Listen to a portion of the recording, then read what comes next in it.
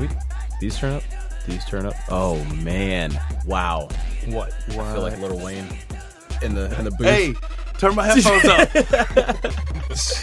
Or Tron from Chappelle Show. Yeah.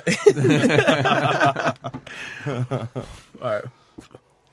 Guys, welcome back to Passing the Bar podcast, where we're bartenders talking about real life shit with a little bit of a twist. Essentially, the ups and downs of the industry, along with the social issues that we deal with from veteran bartenders' perspectives.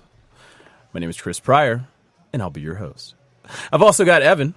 Hey, what's up, guys? And Steve. How's it going? And today, dun, dun, dun, dun, dun, dun, my special guest today is Jon Flores. He is a model slash actor slash bartender from New York City. John, what's up? Flip, flip, flip.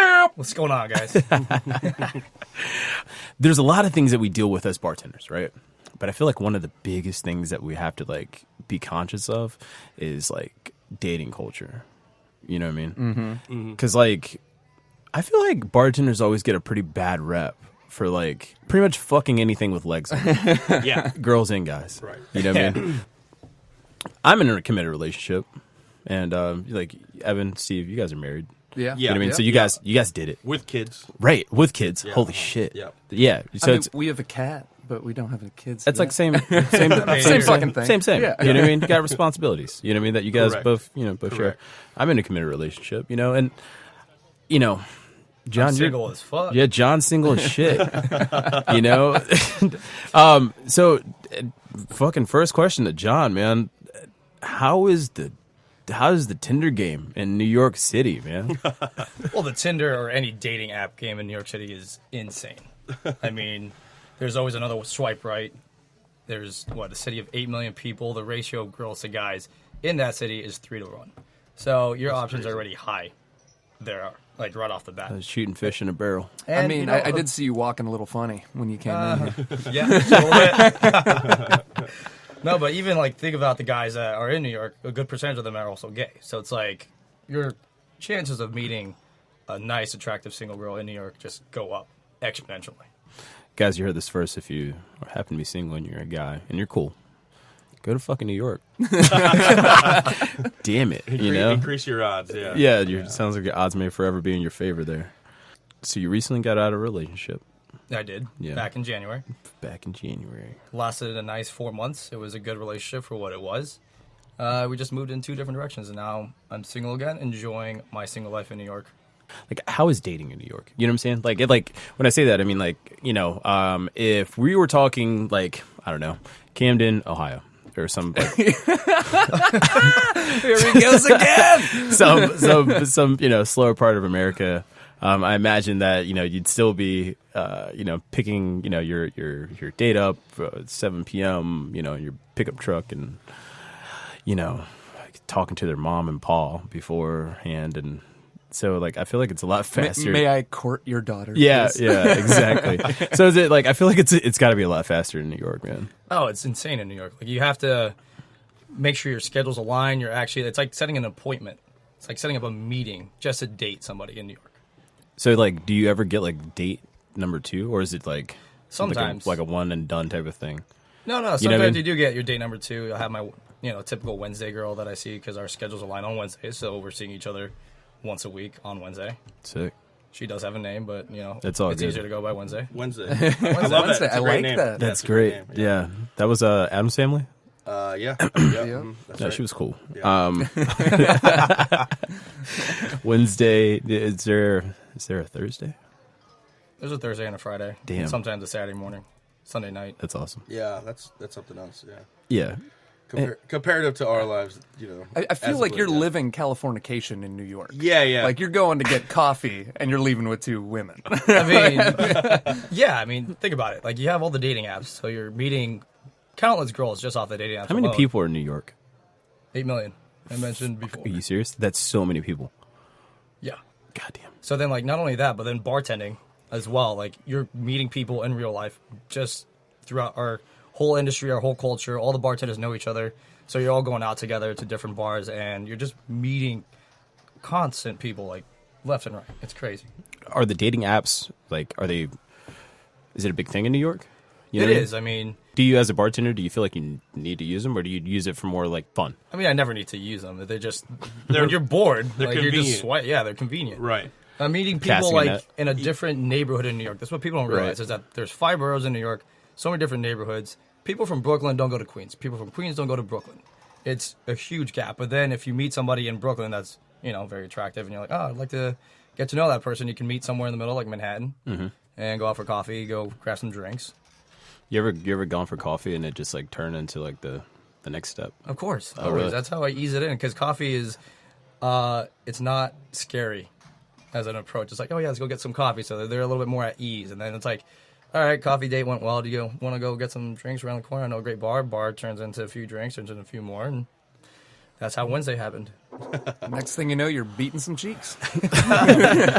I mean, yeah, we're not going to sugarcoat it. Yeah, I mean, I mean, that's not what this show's about. We're not yeah, sugarcoating shit. I mean, All right, then. Fuck it, yeah. I feel like the rep that bartenders get, or either if it's a female, like a quote unquote man whore, or like what I mean, like it's just like free love type of thing. But it's not always. I don't feel like it always has to be like that. Well, you know what I'm saying? Yeah, and so it's No, funny. of course not. It's funny though. So today, before coming here, know what the podcast was about. So I did a little Google internet search, and I looked at bartending and dating. And Okay. so just waited for whatever popped up, and then so what was great was there was 15 reasons to not date a bartender from Huffington Post. I'm not going to go through all those 15 reasons, but I'm sure they had. What was number one? Jealousy was one of the top ones. Basically, dealing with either whatever opposite sex or whatever is always going to be in that arena and flirty. And then there was the opposite side from eHarmony, which was 15 reasons to date a bartender. Oh, Yeah, and then it comes down to social aspects. You know what I mean? Right. Of being a very outgoing person. Right. Things like that. we're fun. But so there's going to be always both sides of the coin as far as like 15 reasons why or 15 reasons Why not? to. But that Yeah. can also go transcend into any profession, Yeah. honestly, because it's like different schedules, different reasons why, like you never date a pilot because he's always Right. traveling. And so perfectly you say that. I after I did that, I said, let me just do this for a lawyer. And there was the exact same thing. There was 15 reasons why, and then 15 reasons not. And then I was like, let me go a little further. I was Yeah. like, well, how about a programmer? You know what I mean? Oh, and so, sick. And so there really is like 15 a reasons why to- and why not Right. to. And everybody's So we're got not- an article about why so and we're why not not to. we're not that bad. No, we're not. not. We're human beings, and the reality at the end of the day is like we are. There is a stigma about us. You know what I mean? Mm-hmm. But it's not the reality all the time. Not all the time. Yeah, Like yeah. I've always get asked a question, especially when a female is quote unquote flirting with me at the bar. She's like, oh, I bet you get this all the time. Like how many numbers do you actually pull at the end of the night? I'm like, it's not as high as you think. Right. It's not every really day not. thing. It's not Can an we everyday thing. can we break that stigma? Because I've heard that question throughout my life, where it's like so like I bet this happens like all the time, and it's like to be honest, it doesn't. But every time that this conversation happens, this statement happens.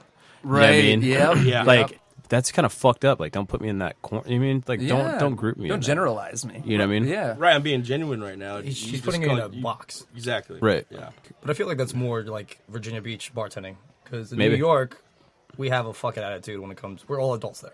Right. We're all Right. busy. We all know that we're meeting a ton of people, and we're like, it's that bachelorette life in New York where it's like a little bit more socially accepted to Right. be talking to somebody casually. A lot of people casually. I think the big difference too, compared to here again, where New York is a little more progressive than Virginia Beach is by all means. Right. And so society is moving into a more independent woman society. You know what I mean? Where it's not the just the old style of like courting. You know what I mean? Where women can go up and buy a guy a drink and say, "Hey, I'm about this situation." You know? Right.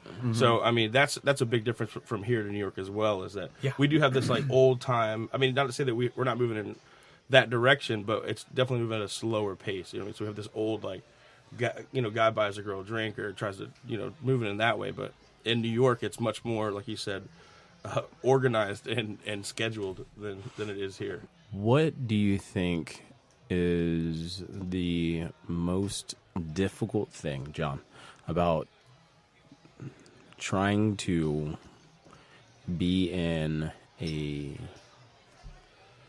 serious relationship. You know what I'm saying? Because like I guess the point of what I'm saying this is back when you were in your relationship for Yeah, of course. whatever the long time that it was. It was, hey, that's long for me, man. 7 years single and I dated a girl for 4 months. It's a long time. Yeah, that's big. That is okay. That is big. Yeah. Did you find yourself with like constant like trials? You know what I mean? Like The trials came, which Right. was weird. Like I don't obviously when I'm single, I don't think about that, so I'm Right. not even paying attention to it, and it happens less. But like all of a sudden, I'm dating a girl and the trials were there. I'm talking like I think the girl is just genuine as far as trying to be a friend, and we go to a bar, and next thing you know, I'm having to like peel her off of me after I told her multiple times, "Hey, I have a girlfriend. I'm committed to this her." ain't that type of fucking party. And it's like she's like leaning in for a kiss. I'm pulling away, like she's like trying to kiss my neck. I'm like, no. And I paid my tab right away, got out the door because I'm like, this is not a good situation to be in. Right. So But I'm the getting trials did come, and it's like, if you're gonna be a bartender and decide to actually have a committed relationship, you have to be committed, right. 100%, Yeah, you Like can't you're- or just half-ass that. don't. Right, Just you're- don't. yeah, Just right. Don't half-ass it. Right. You're 100% in. You know what I mean? Because that's the type of guy I was raised to be. Is hey, when I'm in, I'm in. Right. I'm Yeah, not gonna 100%. cheat. I'm not gonna be disloyal. Balls Right. deep. And and then like the trials were there, and I was just knocking them out of the park one after the other. It was great. That's got to be great. a good feeling, though. Just Hell to- yeah. You know what I mean? It's a good sense of pride. It's one of the hardest things I had to do, but yeah. Yeah. Just to say, like, I have power to say no to you. You know what I mean? Mm-hmm. Yeah. I think a ring kind of helps with that too. I know it definitely helps for me. Yeah. You know what I mean? Because You'd like be surprised. Like These as a, women, I mean, as a deterrent. as a deterrent. Well, okay, I'm gonna go both sides of this coin. So I got the other side. You start with the one side. well, I was gonna say, so I feel as though I get hit on more as a married man than I ever did when I was single. Yeah. I don't know if it's like girls see the ring and they're like, "Oh shit, Challenge. this guy's got Right. his shit together. What does he have?" Like, or it's a challenge. They're like, a challenge. "Oh, what It's does this the- bitch have that I don't have? I'm gonna try and see what I can do to sway him the other way." Yeah. It's a toy that they want, but they can't have. Right. Exactly. But at the same time, I will say, like, it's great for me because, like, we were talking about, being in a committed relationship. I'm loyal as hell, and like, it's easy for me. Like when girls, I feel like you start the shift and you're a 5 or 6 in their eyes, and then the more they drink, all of a sudden you're a fucking 10 or You're 11. goddamn Oh, yeah. Fabio. You know So what I look- mean? And they're just like winking at you, leaving their numbers, and they're like, "Why are you married? Oh my god!" And I'm like, "Because I fucking love my wife. Like, that's why I'm married." So on that note, look, I'm sitting around these handsome devils right now, and then for me, I know me as the tall, happy Asian guy. You know what I mean? So, but the big swinging dick. Yeah, with Mong. the BSD. Yeah. But even so bartending and being I don't know what it is about us, but we definitely, like we talked about in the past, that presence that we have. You know what I mean? Where there's an aura about us, how we speak with people.